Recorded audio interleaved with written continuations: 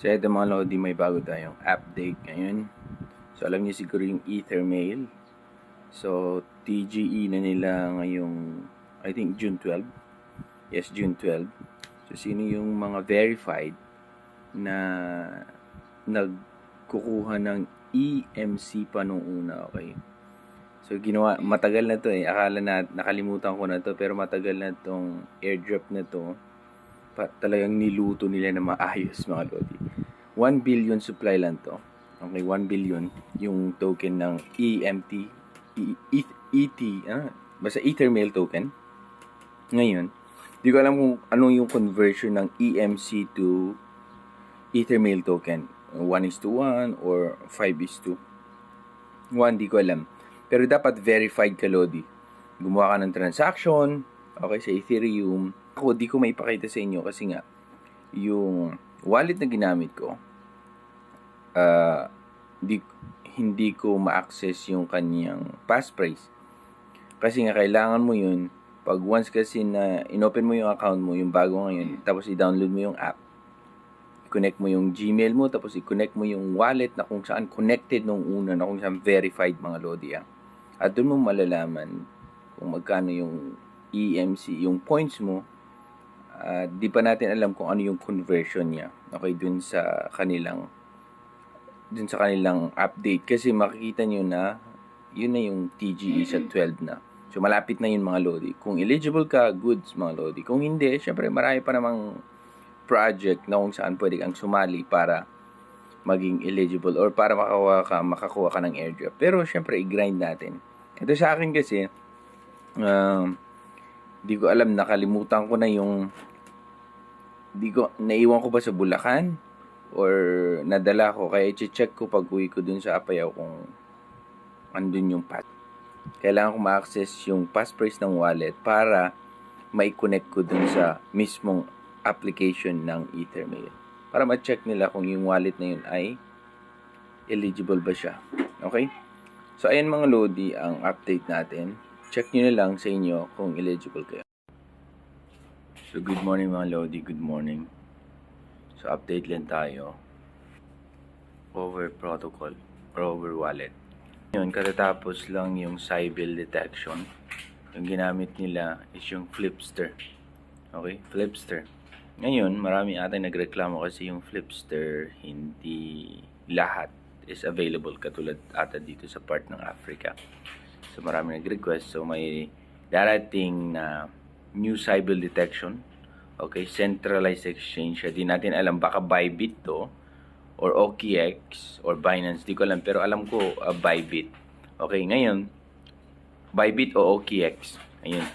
Ngayong June na may launch itong token na to. After siguro itong new Sybil detection, okay? Ibig sabihin, anong exchange ang gagamitin nila for new Sybil detection para dun sa mga hindi nakagamit dun sa Flipster. After siguro nun, bibigay na yung date kung kailan malalaunch ang over token. Ngayong June na din to mga Lodi. Okay, so yan yung inaabangan natin. Ngayon, marami mga project ngayon. Okay, update lang tayo. Especially dito sa Telegram. As long as makita niyo yung maganda naman, maayos yung community. Tapos, kasi dito na napunta lahat ng mga nagpapa-airdrop eh. Napansin nyo? Ang dami ng bot na kung saan tap to earn na mga ganun. I-take advantage nyo mga Lodi. Kasi, niyan pagdating ng araw, hindi mo alam, may mga prices niyan. Hindi naman lahat 100% is magla-launch. Meron pa rin hindi ituloy, meron pa rin walang tatangkilik. Pero, ang maganda kasi pag kunin nyo lahat, no? Once kasi na itap nyo din lahat. Itap nyo yung isa, itap nyo na lahat pag open nyo ng Telegram. Ang kagandahan nun mga Lodi, makuha nyo lahat kung ano yung, okay, yung hindi magla-launch, okay lang. Kung sino man nagla-launch, kung sino magla-launch or successful in the future, then meron din kayo. Okay? So, meron tayo niyan. Yung Linggo mga Lodi, maganda yun. Super legit. Ang ganda ng project, binasa ko lang nung nakaraan. Napakaganda yung project nila. Okay? Yung linggo. Syempre, kailangan mong i-work out din na kailangan ka magkaroon ng referral para ma-open mo. Okay, yung mga pass na yun. So, link na sa baba kung gusto nyo mag-join. Pero ganun, ang update natin sa Over Protocol ngayong June, mga Lodi, ang kanilang pag-launch ng Over Token, mga Lodi. Nag-stop na yung pag-claim sa OKX ng Over. Okay, nag-stop na yun. Pero tuloy-tuloy pa rin. Gumagawa pa rin ako ng transaction dun sa mismong app. So, isa pang pag-usapan natin, mga Lodi, itong Athene Network. Pambira, sobra na. Di ko alam kung ano na ang plano nila. Talagang pinupush nila itong mga package nila eh. Kung scammer mga yan, ang dami na nilang ni-scam, mga Lodi ah. Nakapagkuha din ako eh, nasa gold package ako. So, around, magkano, 99. Kahit sabihin na natin $100. Pero, syempre, nakapag-withdraw din ako dun sa, di ba may reward yun. Pero hindi ko na gagawin yung kukuha dun sa 3 package para makapag-withdraw ka. Tignan natin, parang, kung siya eh, nasa gitna siya eh. Parang legit, parang hindi eh. Kasi yung mga ginagawa nila ngayon, masyado silang pushy dun sa kanilang package, okay? At pangalawa,